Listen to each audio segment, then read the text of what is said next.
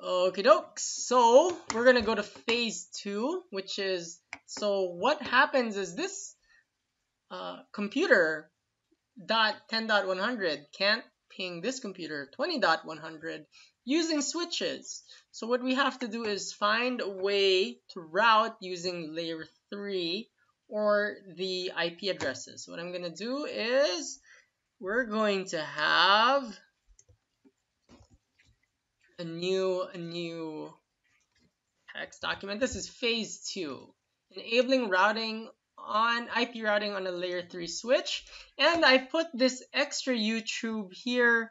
I hope you can read it. I'll put it in the comments that we can refer to that or in the description. You can refer to that for a different perspective on kind of tackling the same thing. So if you notice here, now I put 4 VLANs because later on in these videos we will be using VLAN 99 for device management. So you can actually remote into the switch and do SSH or telnet.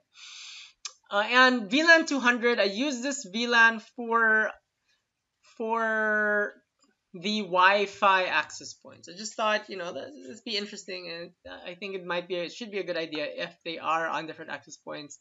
And then I put the /24, which means the 255.255.255.0 subnet.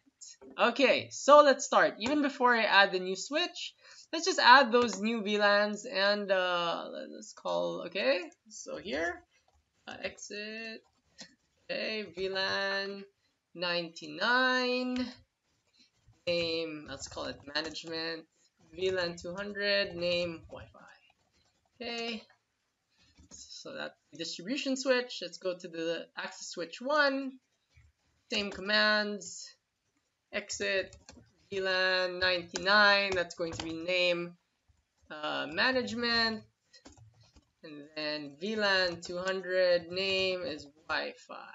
Okay, so my VLANs are all set up there, and here last one, conf t, en conf t, and then we're going to do VLAN 99 name management, VLAN 200 name Wi-Fi. And check this out, and this is pretty cool. Now, since we did our trunking a certain way, we just said range 1 to 105. When you press this, you're gonna see the new VLANs are being trunked through as well. Okay, so now you have the new VLANs on there as well. So now we created all the VLANs on the distribution switches and access switches. We're gonna now add a switch, a layer 3 switch. So instead of the IP routing or the IP addresses having to go to a router, we're gonna try to catch them on the switch. Okay, so that on the switch alone, we're gonna try to make sure it doesn't have to reach the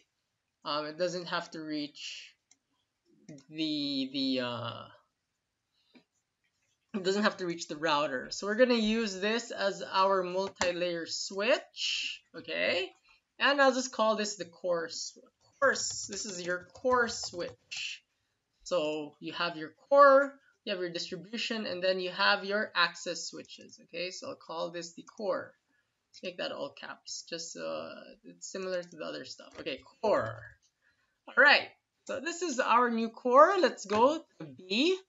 Let's configure the VLANs on the multi-layer switch. Alrighty, how do we do that? Super quick as well. Okay, then conf t name or VLAN 10. Okay, name VLAN 20 name finance. VLAN 99 name management. VLAN 200 name Wi-Fi. Then exit. Then we can press show VLAN. Then we'll have all our VLANs will be there without any ports assigned. Okay. So now, I guess what we're gonna do is configure the. We can already configure the SVIs. Or yeah, why not? So let's configure the SVIs first. The SVI is actually adding an IP address to each VLAN. So let's start. VLAN int VLAN 10. Or conf t int VLAN 10.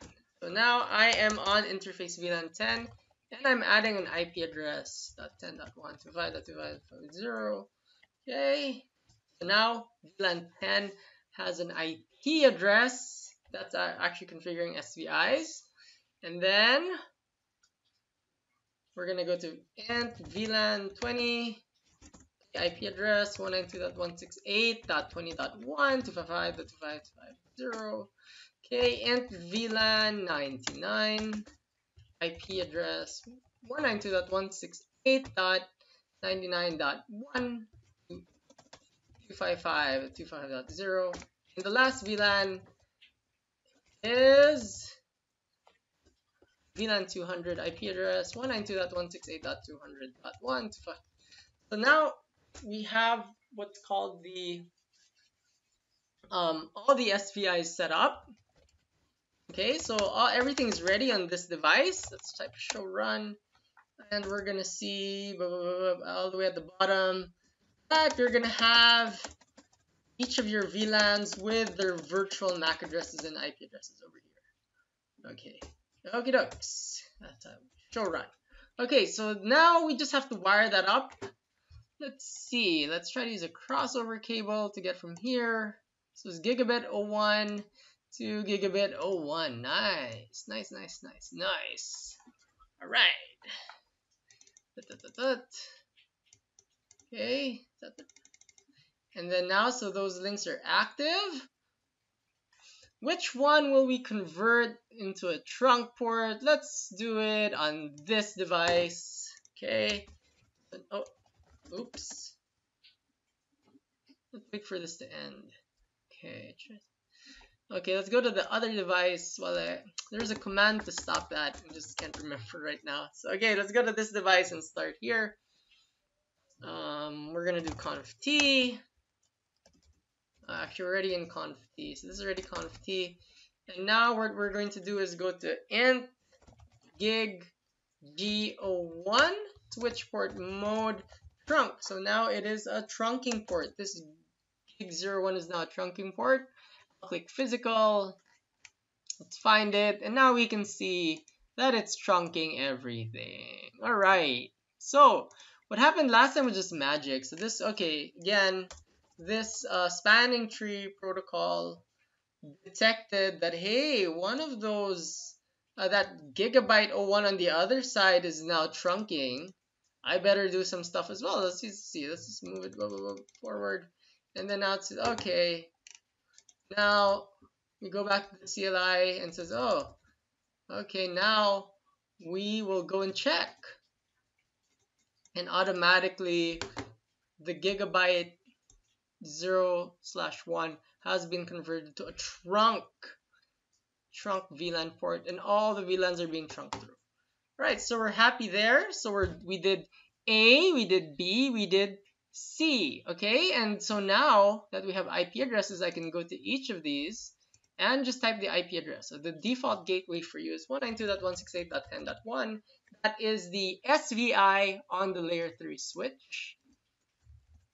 Okay, I'll just copy that, and then we'll go here as well. This PC IP config done. That's also in VLAN 10 done. Go to this PC as well. Default gateway 10.1. We're happy with all the VLAN 10 stuff. Now let's go to VLAN 20 XU, and here, so it'll be different because it has a different SVI.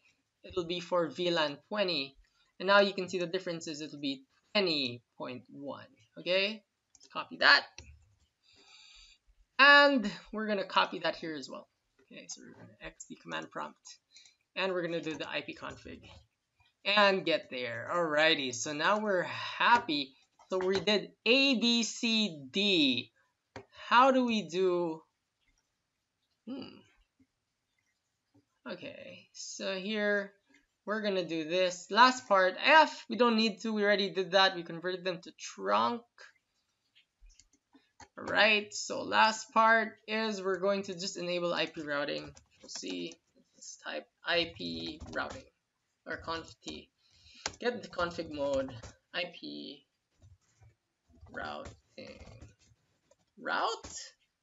Let me get that command. 1 second, I'm gonna pause the video. Okay, so the reason that wasn't working is we were on the wrong switch. Have to be on the multi-layer switch. Okay, and then here, so I was on the distribution switch, and you can only do IP routing on the multi-layer, the layer 3 switch. I'll just type, now we're in config mode. The only thing we have to do left is press IP routing, and now IP routing will be enabled, and that will allow a ping to happen from 2 different VLANs. Let's just type show run, and here we can see IP routing is now turned on. Alrighty, spanning tree is also on, and then we have our different SVIs. Okay, so what we're gonna do is we're gonna finish this video. We're gonna enter simulation mode, and what we're gonna do is now, I think I still have the same filters on, the ARP and the ICMP. We're gonna try to ping, let's ping a device on a different VLAN. So 192.168.20.101, have that command again. So now the dark green is the ARP, light blue is the ICMP. Let's go step through. The ARP is going across, it's going across the VLANs, it's going across to the multi-layer switch.